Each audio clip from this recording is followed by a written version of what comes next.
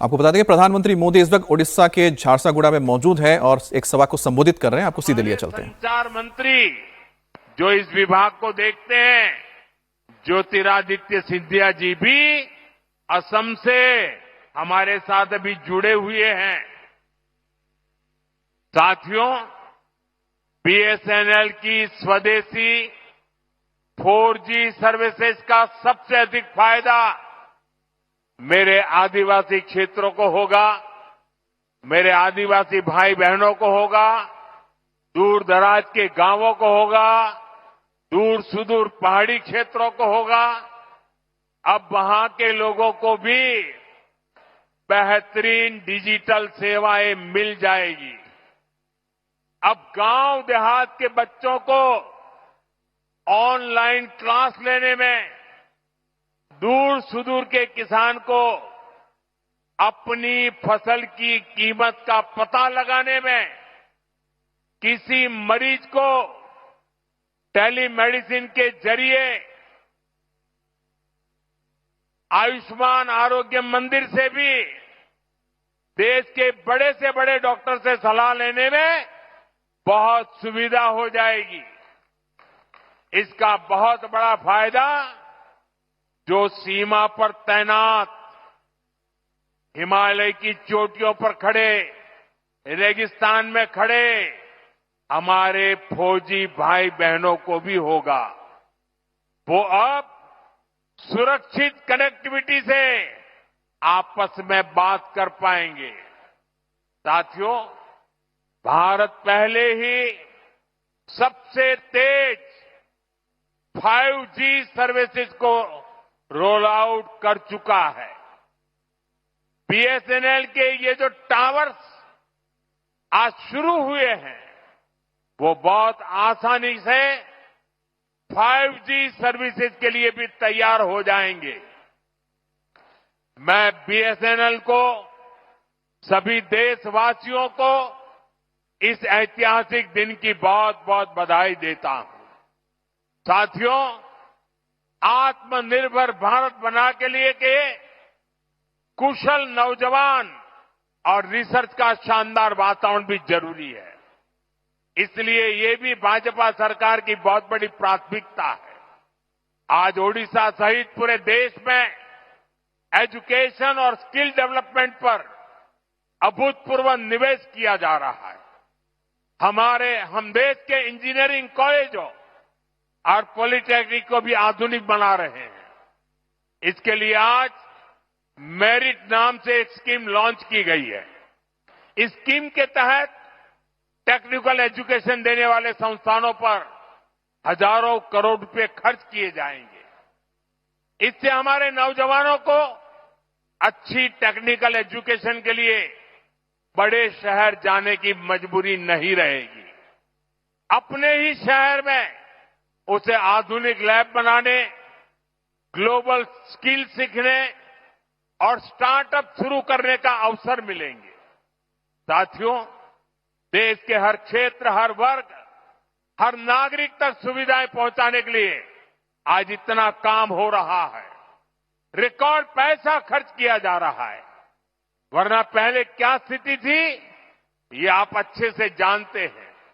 कांग्रेस आपको लूटने का कोई मौका नहीं छोड़ती थी। साथियों, 2014 में जब आपने हमें सेवा का मौका दिया, तो हमने देश को कांग्रेस के इस लूट तंत्र से भी बाहर निकाला। भाजपा सरकार में अब डबल बचत और डबल कमाई का दौर आया है।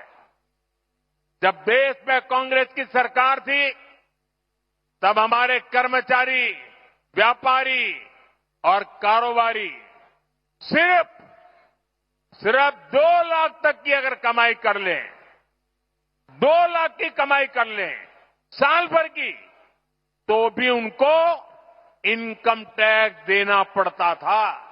ये कांग्रेस ने 2014 तक चलाया।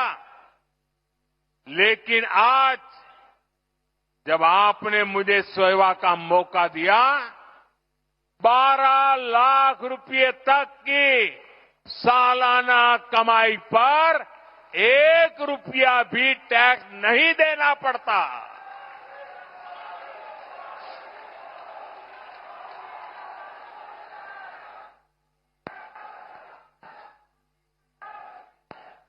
साथियों, अभी इस 22 सितंबर से देश में, उड़ीसा में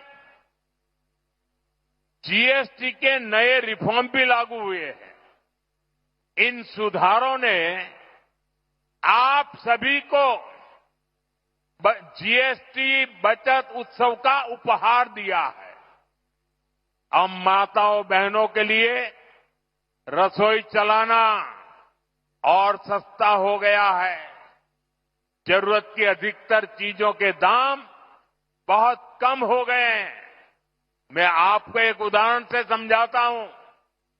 मान लीजिए उड़ीसा में एक परिवार राशन और घर में जो जो चीजों की आवश्यकता होती है, अगर मान लो कि साल भर में वो 1 लाख रुपया खर्च करता है, हर महीना 12-15 हजार रुपया अगर खर्च करता है तो साल भर का 1 लाख रुपया खर्च हो जाता है। 2014 से पहले कांग्रेस की सरकार, अगर आप 1 लाख रुपया खर्च करते थे तो 25,000 रुपया, 20 से 25,000 रुपया टैक्स ले लेती थी।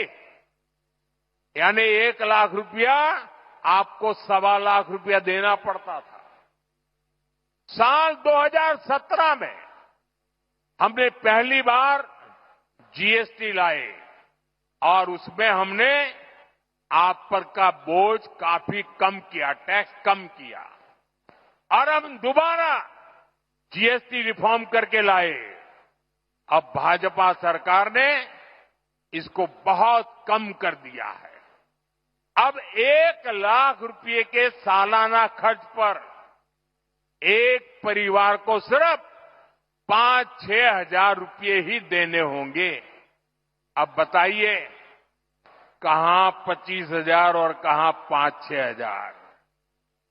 कांग्रेस राज की तुलना में आज सालाना 1 लाख रुपये के खर्च पर हमारे गरीब सामान्य मध्यम वर्ग के परिवारों की 20-25 हजार रुपये की बचत पक्की हो गई है।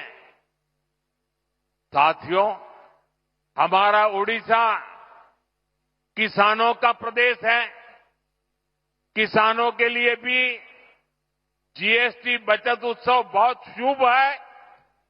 कांग्रेस के जमाने में अगर किसान ट्रैक्टर खरीदता था तो एक ट्रैक्टर पर उसको 70,000 रुपये टैक्स चुकाना होता था।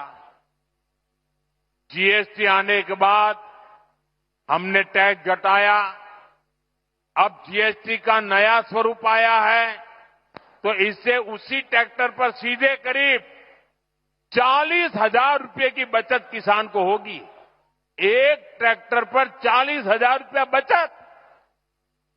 धान रोपने के लिए किसान जो मशीन इस्तेमाल करते हैं उस पर अब 15,000 रुपये की बचत होगी।